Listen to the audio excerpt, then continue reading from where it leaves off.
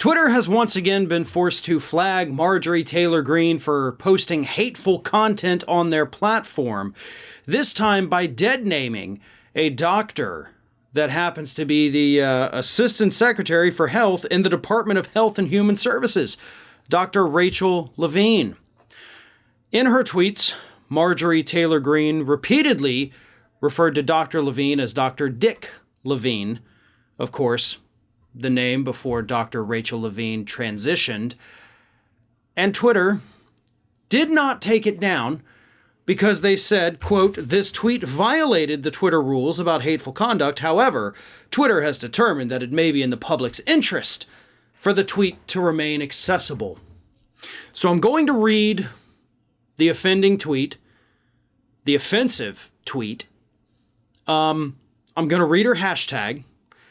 This is all coming from a sitting member of the United States House of Representatives, again, referencing Dr. Rachel Levine from the Department of Health and Human Services.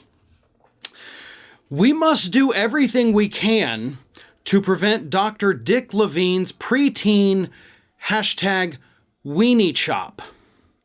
Now that I think about it, as Dr. Dick Levine advocates for gender-affirming care for minors, has he undergone the hashtag weenie chop himself, or is he just pushing this on children?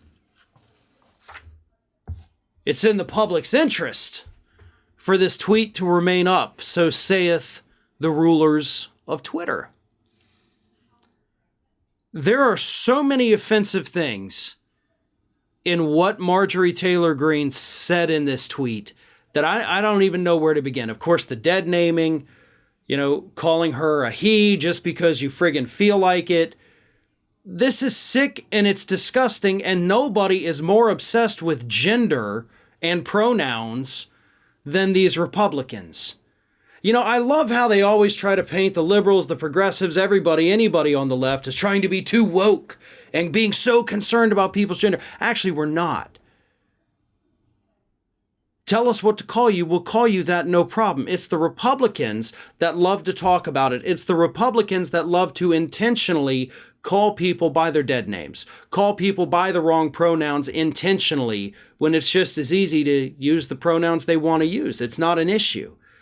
But Republicans like Marjorie Taylor Greene are so bigoted and so hateful that they make it an issue. They're the ones that are the fragile little snowflakes. But the hashtag weenie chop thing, man, I don't even know. Just such a vile and disgusting piece of trailer trash that we have serving in the House of Representatives. Because that's where this kind of behavior belongs. This belongs on the Jerry Springer show. And yet here it is in Congress from Marjorie Taylor Greene. She's pure trash. She is absolutely the trashiest person in the United States House of Representatives.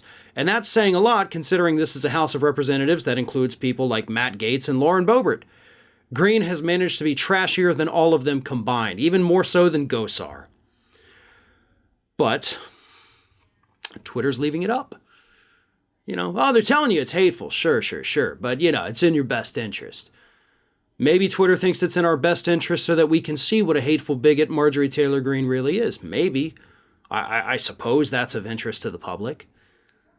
But here's what gets me about this. This is coming from her official @RepMTG Twitter account. Her verified congressional account, because that's the only one she has. Her personal account was banned long ago for spreading misinformation. But Twitter let her keep this one. And this is what we get for that. Twitter could have put an end to this back then. I mean, look, you're talking about an account run by the same person. If she's filled with misinformation and hatefulness on one account, you don't think she's just going to turn over and do that on the other because you only ban one but not the other one? That's idiotic. Ban this piece of trash from Twitter. This isn't a freedom of speech issue, folks, either.